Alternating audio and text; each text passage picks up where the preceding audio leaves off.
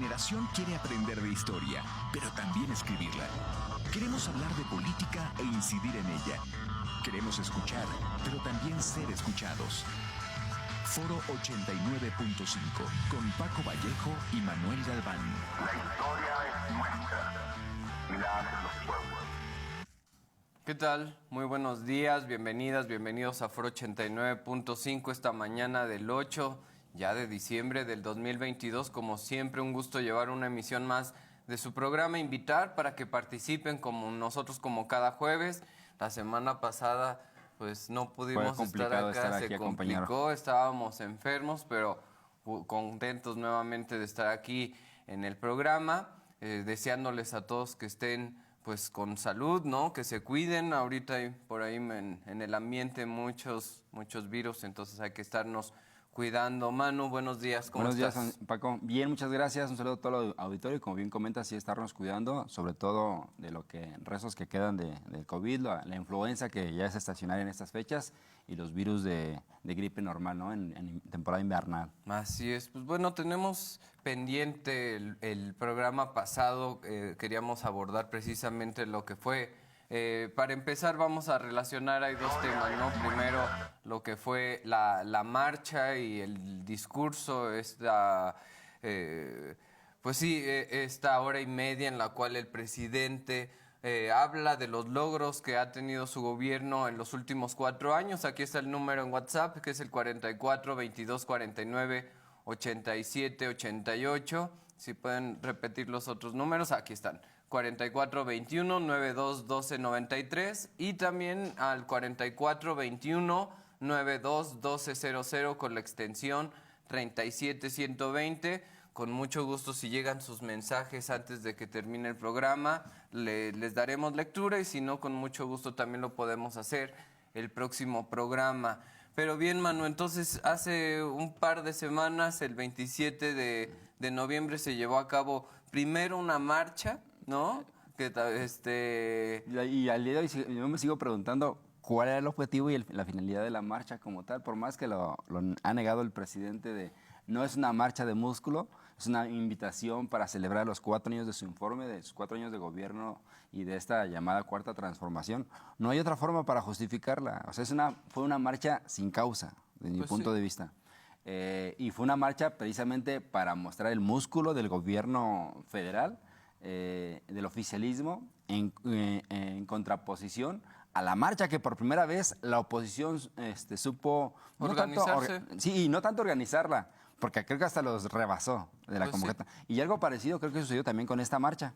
En ambas marchas, desde mi percepción y mi punto de vista, rebasó a los organizadores. En la primera, precisamente, que ya habíamos comentado, la gente llegó por momentos al Zócalo y se fue. José Boldenberg, cuando da su discurso, ya tiene poca gente dentro del el Monumento a la Revolución. López Obrador, en una marcha de 6 horas caminando, entre tumulto de gente. Sí. Y le tomó tanto porque era imposible exactamente, se desbordó la cantidad de gente que asistió. Comentar la cantidad, creo que contabilizarla está de más. Sí hubo una cantidad de capacidad de convocatoria impresionante. Es más, la última vez que se tenía registro de una marcha de esta magnitud fue el desafuero. Es cuando se tenía el registro así del arrastre obradorista. Y esta marcha vuelve a retomar ese músculo y esa fuerza y esa capacidad de convocatoria estando en el gobierno. Hay varios elementos que creo que vale la pena ir desmenuzando, ¿no? Nada más de forma rápida, tarda de 5 a 6 horas desde el Monumento a la Revolución, desde el Ángel de la Independencia hasta el Zócalo, por la cantidad de gente que hay. Una vez que llega, se había todavía un discurso de hora y media. De hora y media, cuando hubo otros simpatizantes por ahí que se quedaron a mitad del camino porque no pudieron continuar ya con la marcha. No estaba bien estructurado porque cuando llegan al Zócalo, la gente así como llega se sale y se va. Entonces el Zócalo no se ve full, no se ve completo, no se ve, está medio bueno, lleno. Lo que pasa es que también parece ser que habían designado ahí espacios para la gente de la tercera edad, para gente que, no sé, en sillas de ruedas, entonces de alguna forma se trató yo creo que incluso de proteger de que llegara todo ahí. Yo creo que le adjudico a eso es que no hubo una organización propia directamente de la dirigencia. Creo que esto debería haber organizado directamente el partido Morena como principal líder del partido y del oficialismo. Y no hubo esa organización. Creo que la misma... que fluyó la cantidad de gente hizo que se desbordara para que la misma gente dijera, ya mejor me voy porque es difícil entrar al Zócalo. Sí. Entonces mucha gente ni siquiera ya llegó al Zócalo al momento del discurso del presidente, ¿no?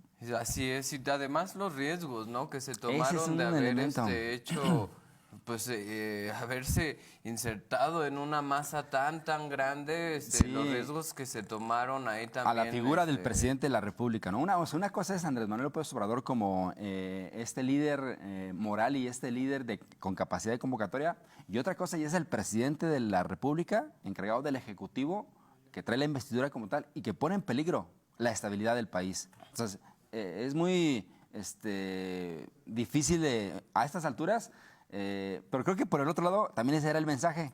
¿Quién más lo puede hacer? Miren dónde estoy.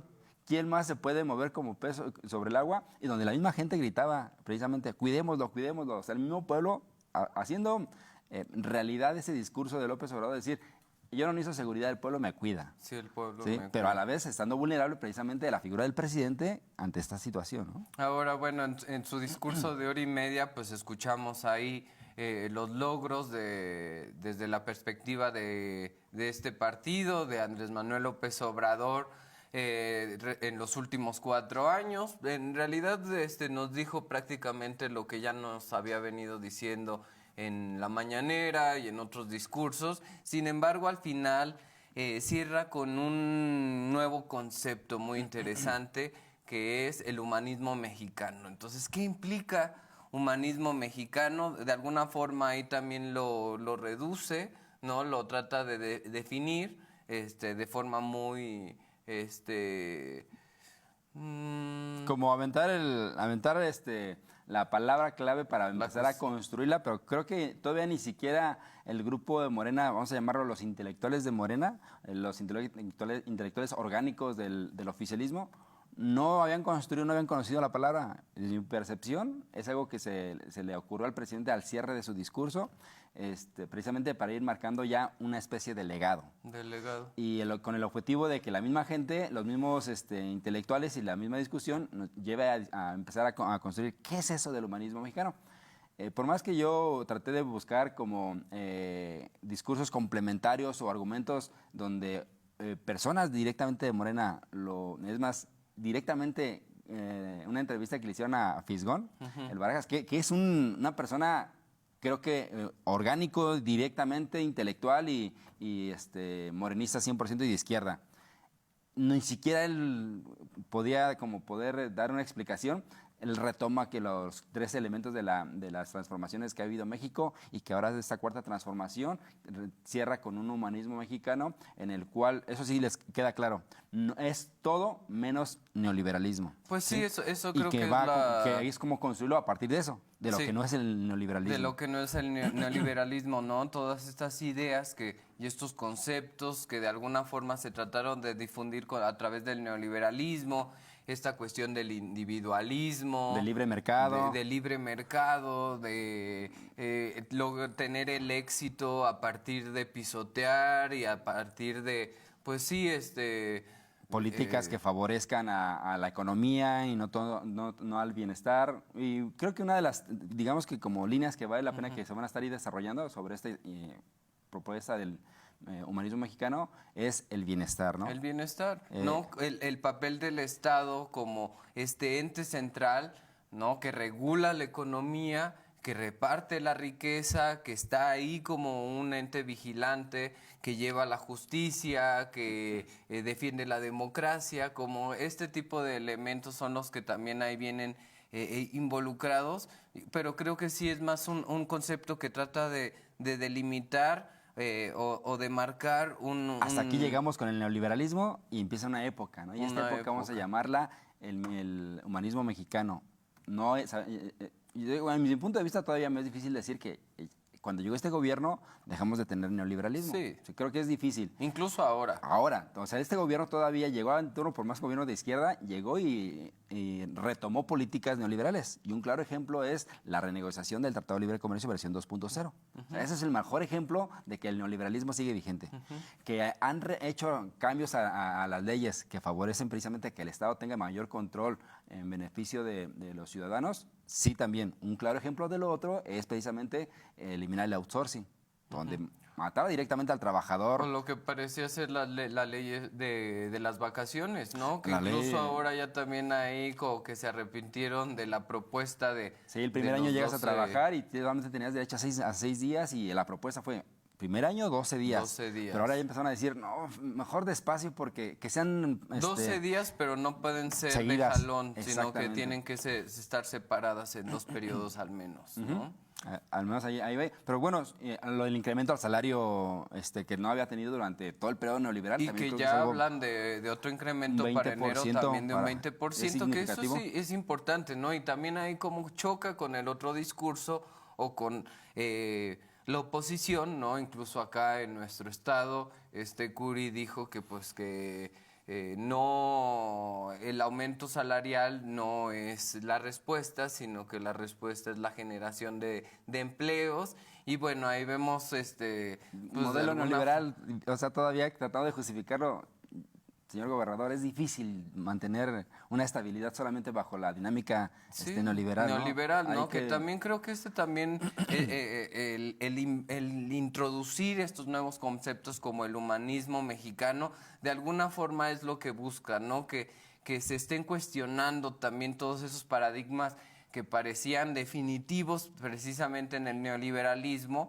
y que se deben de empezar a cuestionar, ¿no? Que nos debemos de empezar a sacudir porque precisamente esta lógica, ¿no? Con la que se define Curi diciendo que pues el empresariado es el que está generando el empleo. La misma dinámica de si hay arriba, va a cascadear para todos. Y Sí, ¿no? Entonces 3 eso ya décadas se nos dimos comprobó cuenta que no, ¿no? Y el 4. libre mercado y esta regulación de la mano invisible de Adam Smith, pues también Dejar hacer, ya dejar se ha pasar. comprobado pues que en realidad pues los beneficios no están garantizados, ¿no? El libre mercado no regula siempre a favor del pueblo, incluso si ahora hubiéramos estado bajo esta dinámica cuando se cayó en lo que fue la crisis por la pandemia y posteriormente por lo que fue el conflicto entre Rusia y Ucrania, pues si hubiéramos estado bajo la dinámica del libre mercado, pues México ahorita no sé dónde hubiera estado, ¿no? Hubiéramos vivido unas consecuencias creo que mucho más graves, aunadas a también los graves niveles de corrupción que desafortunadamente persisten y eran mucho Todavía más graves estructuras. En gobiernos anteriores. Sí, totalmente de acuerdo. Creo, nada más para ir cerrando este punto, creo que primero con lo de la marcha, López Obrador se siente a gusto siendo, de repente yo visualizo como si él está mejor siendo un candidato eterno, y eso es preocupante, ¿no? Ya llevamos 4 años de gobierno y todavía no ha tomado una postura de ejecutivo, de presidente de la República como tal. Él es feliz en las calles, él es feliz abrazando a la gente, él es feliz generando esperanza, y que la ha generado y que la ha dado a la gente de forma significativa, y la marcha fue un claro ejemplo de ello, ¿no? Es momento de que él es consciente de que hay que empezar a dejar un legado, y ese legado es a través de esto que él llamó el humanismo mexicano. Vamos a ver cómo se construye o qué se dice, si realmente podríamos decir que este gobierno tiene todos los elementos para decir que está hablando de un humanismo, independientemente si es mexicano o no es mexicano, si es humanismo como tal, o hay elementos que todavía ahí le faltan. Una de las críticas por ahí escuchaba, y que hay con justa razón, es las escuelas de tiempo completo. O sea, era una expresión precisamente de humanismo eso. Con los 3 millones de mexicanos individuos que vivían en situación de extrema pobreza, el Estado lo estaba arropando mismo para que tuvieran un alimento al día en calientito. Eso se quitó y se eliminó. Entonces, ese tipo de cosas creo que no abonan como para decir, todas nuestras políticas, todas, van sobre la línea del humanismo. Sí. Entonces ahí creo que vale la pena, y eso es que se va a estar discutiendo, ¿no? Vamos a ver qué tanta resonancia tiene esto, si realmente puede trascender o no. Ahora, por un lado, pues demostró precisamente el músculo, la verdad es que su convocatoria se notó todavía el peso que tiene la figura de Andrés Manuel López Obrador, sin embargo, llevándolo ya a la realidad en cuanto, por ejemplo, a impulsar las reformas de su agenda, hablando específicamente de la reforma electoral, pues todavía hay bastantes limitantes, ¿no? O sea, creo que por un lado demuestra cómo tiene toda este acompañamiento popular por parte de la sociedad, sin embargo, todavía tiene limitantes institucionales, ¿no? Simplemente no tiene 3/4 de los votos en las cámaras. Y entonces lo que se está buscando recurrir, porque lo que sucedió apenas en estos días para tratar de aprobar lo que era la reforma, primero constitucional, respecto a la reforma electoral, no lo consigue, ¿no? De hecho, la oposición... O sea, se dan cuenta que no les alcanza.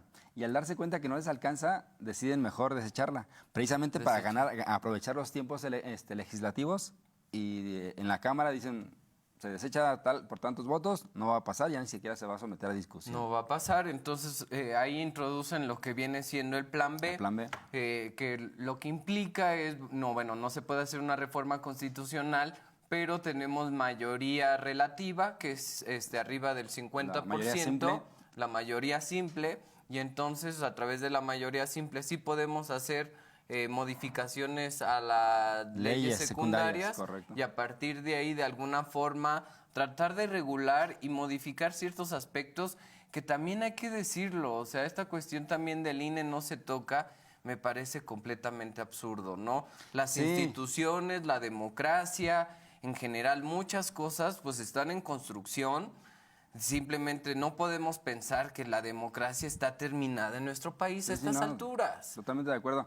A mí lo que me preocupa, o sea, estoy totalmente de acuerdo el hecho de que se trastoquen las instituciones y que se vaya construyendo la democracia conforme va creciendo la sociedad y los cambios a la ley indirectamente.